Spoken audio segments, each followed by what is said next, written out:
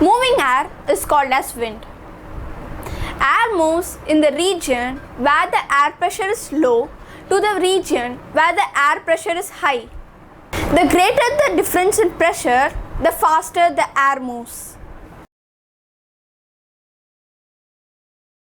Wind currents are generated due to uneven heating on the earth. Can an atmospheric pressure can crush a tin can? What happens to the tin can after some times? Yes, we find that after some time the tin gets badly crushed. When the tin gets cooled, the steam inside the tin condenses. Now, there is nothing inside the tin to balance the outside atmospheric pressure. Let's see an example related to atmospheric pressure. Take a plastic bottle filled with water. Take a cardboard paper and place it on the open end of the bottle like this. Hold this paper with your hand so that it does not move from its position and invert the bottle. Let go of the paper. What did you see? The cardboard paper sticks to the surface. Why is it held to the surface?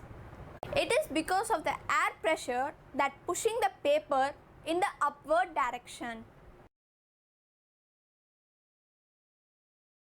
Cyclones are very destructive. Strong winds push water towards the shore even if the storm is hundreds of kilometers away. This is the first indication of approaching cyclone. A cyclone can damage houses, telephones, and other communication systems, trees, etc. You know how powerful the cyclone is?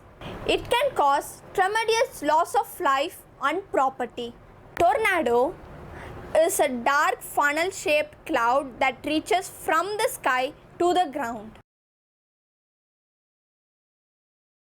When there is a cyclone, try to move to the safest place. We should not ignore the warning issues of the Weather Climate Department through TV, radios and newspapers.